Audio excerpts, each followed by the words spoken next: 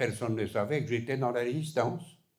On a eu un accrochage avec les Allemands. Il y a eu 2 résistants tués. Il y en a un autre qui était blessé, qui était fait prisonnier, et le 3e a pu se sauver. C'est lui qui a donné l'alerte. Il y a eu des arrestations dans les villages, et puis il y a eu une dénonciation. Tous étaient, comment dirais-je, dénoncés. Et puis on était tous arrêtés les uns après les autres. Et j'ai été arrêté le 23 février. Moi. Mais mon père n'avait pas voulu me laisser. Alors donc, ils ont arrêté mon père avec moi. Nous voilà avec les menottes à tous les deux. Et puis, on est revenu à Villeberny. Ils ont enlevé la menotte à mon père et ils ont dit allez chercher à manger et une couverture et des habits pour votre fils. Alors, il est venu avec deux Allemands. Bon, ils ont ramassé, fait la piste tout de suite, en vitesse, une couverture et puis des habits. Enfin, je me souviens plus exactement ce qu'ils m'avaient ramené. Et j'ai pris ça, puis l'officier, il est dit, dites au revoir à votre fils. Là, je me suis senti soulagé parce que j'ai dit, mon père avait été prisonnier pendant la guerre de 14. Alors j'ai dit le revoir, encore repartir. Là, j'allais soulagé, j'ai dit arrivera ce qu'arrivera, maintenant, je suis soulagé, c'est fini. Et là, quelques jours après, un matin, ils nous ont emmenés à la Gestapo. Bon, il fallait... Mais ils savaient tout. Ils savaient tout. Mais enfin, bon, on essayait de se défendre. J'en ai pris des coups de poing. Je me souviens, je crachais le sang rentrant dans la cellule. Et qu'est-ce que vous voulez, il fallait faire, c'est tout. On ne pouvait pas faire autrement. Et nous avons gagné une caserne, le camp de Royalieu à Compiègne.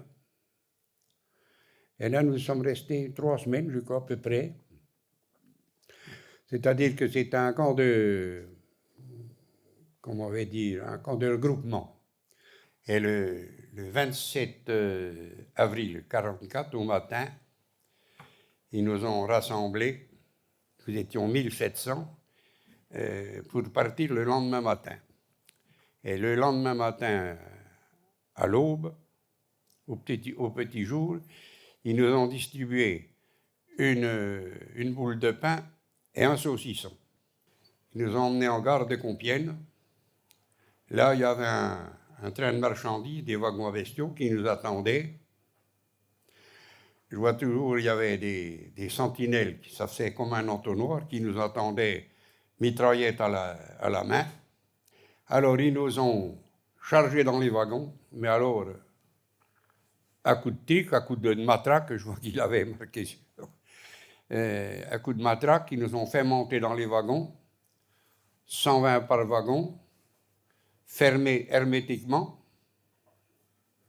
et nous avons été 3 jours et 4 nuits dans les wagons, sans être ouverts. Si à la frontière, ils nous ont ouverts pour nous compter. Quand nous sommes arrivés à Auschwitz, il y avait des fous dans le wagon, il y avait des morts, parce que nous n'avions rien pour faire nos besoins. Ils avaient mis un bidon, là, rien. Et ce qui nous manquait le plus, c'était la soif. Parce qu'ils nous avaient, je pense qu'ils avaient même fait exprès, ils nous avaient donné ceux qui avaient mangé du saucisson, il était assaisonné, il était salé. C'était horrible. À notre arrivée à Auschwitz, alors, ils ont ouvert les wagons, il y avait des sentinelles qui nous attendaient avec des matraques et des chiens. Celui qui s'écartait un peu, il était tué. Il y avait des morts, il fallait qu'on s'en occupe. Alors, il y a un talus, on les a fait rouler au bas du talus. Et il y avait des sentinelles qui gardaient. Moi, je n'ai pas été pris, mais il y en a beaucoup qui ont été pris, parce qu'il a fallu porter les morts jusqu'au camp, parce que la gare était encore à 1 kilomètre, le train s'arrête à 1 kilomètre du camp. Et il y en a eu plusieurs de tués, parce que je me souviens encore, il y en avait un qui était devenu fou. Il avait sauté sur une moto qui s'est trouvée là. Ils l'ont tué, Avec le revolver, il y en a un coup de revolver, il était sur place. Nous sommes entrés dans le camp, ils nous ont emmenés, il y avait 2 grands baraquements immenses. Ils ont été 2 jours, ils nous ont laissés là, rien. Puis mais alors nous n'avions rien. Il n'y avait aucun lit, rien, la terre battue, c'est tout. Même il pleuvait dedans, on buvait l'eau qui était dans les parce qu'on n'a pas eu d'eau les 3 jours. Et on crevait de soif. On buvait l'eau qui était dans les flaques d'eau qu'il y avait dans le baraquement. Et au bout du 3e jour, ils nous ont emmenés, tondus, rasés partout, et ils nous ont tatoués. J'ai toujours les matricules, 185 784. Et du moment que nous avions le matricule, nous n'avions plus d'identité. Il fallait, en allemand, savoir son numéro quand il vous appelait. Et je lui ai dit que ce n'était pas évident de l'apprendre d'un seul coup, parce que quand il vous appelait, il ne fallait pas qu'il vous appelle 2 fois. Parce que la deuxième fois, c'était la matraque. Et puis, ils nous ont habillés. Alors donc, on portait l'habit rayé. Et il y avait un camp spécial pour les arrivants, les nouveaux arrivés.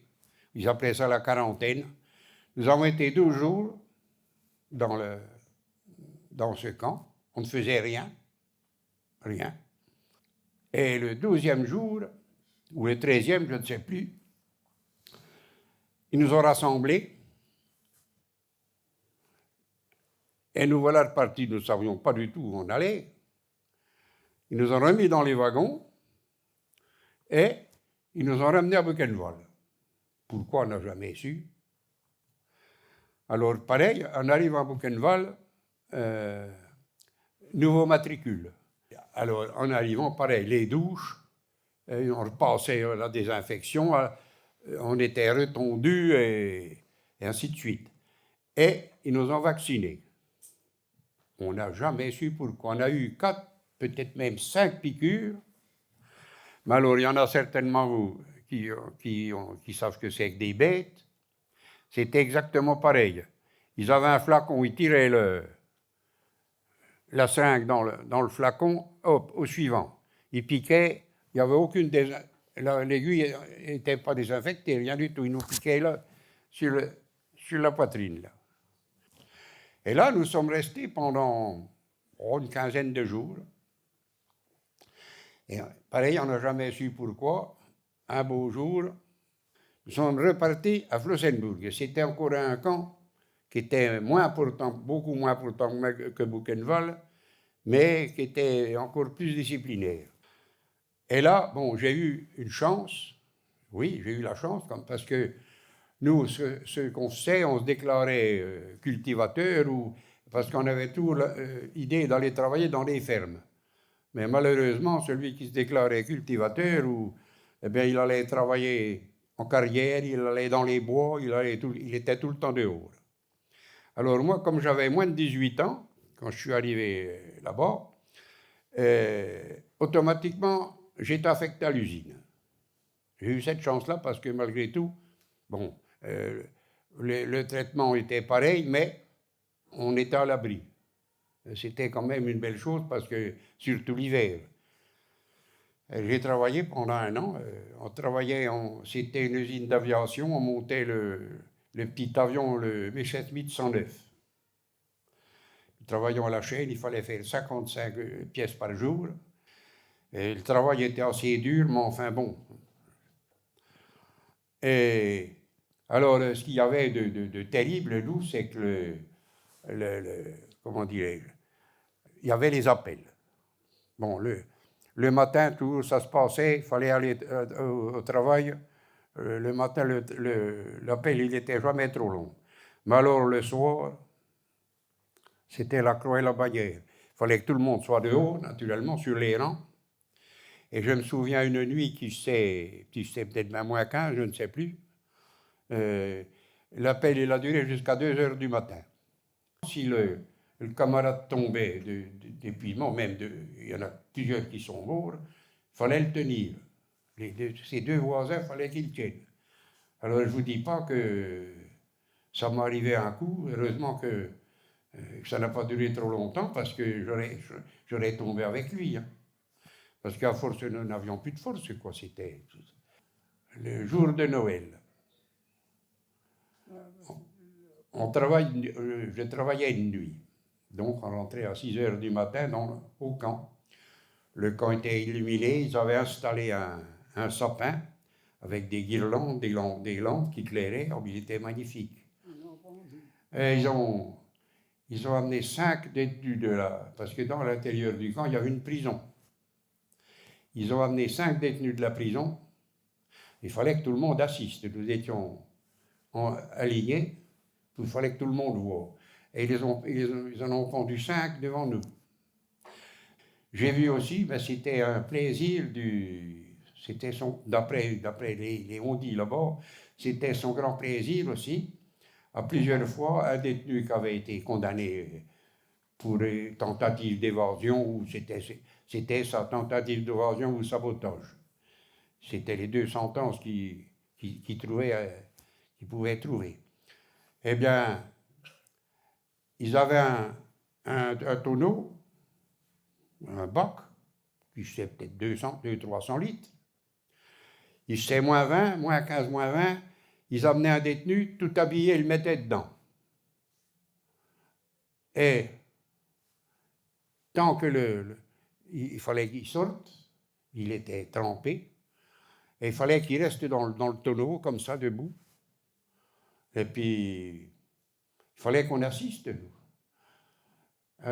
Au bout d'une heure et demie, ben, d'un coup, il tombait, puis il était mort. Mais finalement, je l'ai dit, je l'ai répète, Henri peut le dire, on vivait avec les morts. Moi, ça ne me faisait plus rien du tout de voir des morts, à part un copain ou quelqu'un de connaissance, oui. Quand arrivait le mois de mars, on voyait que les pièces n'arrivaient plus si bien à l'usine, le matériel, on n'avait pas, puis la nourriture nous l'avions déjà guère, c'était encore moins, c'était de pire en pire. Et puis, un beau jour, ils nous ont rassemblés sur la place et tout le monde dehors. Rang sur 5, nous voilà partis. Nous n'étions pas forts, mais on était prêts, on s'est retrouvés je me suis retrouvé avec un Français ou deux. Nous étions presque contents de partir du camp parce que ça faisait un an que nous étions là-dedans. On disait, tiens, ils nous emmènent où? On ne savait pas du tout. Et je me souviens, nous traversions le village de Flossenburg.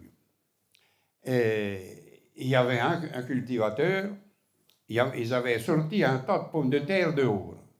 Et il y en a un qui nous a balancé une corbeille de pommes de terre dans les jambes, comme ça. J'ai ramassé 3 ou 4 pommes de terre, et puis les copains, un copain ou deux, pareil. Et je le dis toujours, c'est peut-être ça qui nous a sauvés. On mordait dans les pommes de terre comme si on mordait dans une pomme. Hein. Et nous voilà partis, puis on entendait de temps en temps, un coup de pétard, on dit, qu'est-ce qui se passe? Oh, un mort. Oh, 2 morts. Nous avons tout de suite compris que celui qui ne pouvait plus marcher, il était tué, il était abattu. Alors le premier jour, ça a encore été. Le deuxième jour, il y en avait beaucoup plus. Mais alors le troisième jour, c'était l'hécatombe. Ah ben une journée, puis c'était fini, il n'en aurait pas resté. Parce que le troisième jour, il y avait des morts, par endroit, ça se touchait. Et il fallait que nous, ils ne s'en occupaient pas, ils les tuaient, mais ils les laissaient sur place. Les premiers qui passaient à côté, il fallait qu'ils les détournent sur l'accotement. Nous n'avions rien à manger des 3 jours, nous n'ont rien donné du tout. Alors, on puisait l'eau dans les flaques d'eau pour boire, et puis on essayait de prendre un peu d'herbe. Et le dernier jour, ils nous ont arrêtés dans un bois de sapin. Et le lendemain matin, Un copain, nous étions 5 de Français. Il y a un copain qui dit, mais dis donc, la sentinelle, elle n'est plus là. Alors nous avons traversé tout ça, traversé la route, et enfin, on s'était donné le mot, et on a aperçu une ferme qui était à 1 kilomètre dans les champs, à côté. On a gagné cette ferme, il y avait un fossé. On voulait chercher à manger parce que nous étions anéantis, puis nous crevions de faim, quoi. Alors il y a un copain qui dit non, on va se cacher, on va attendre, parce que ça tire de tous les côtés, il faut qu'on va attendre.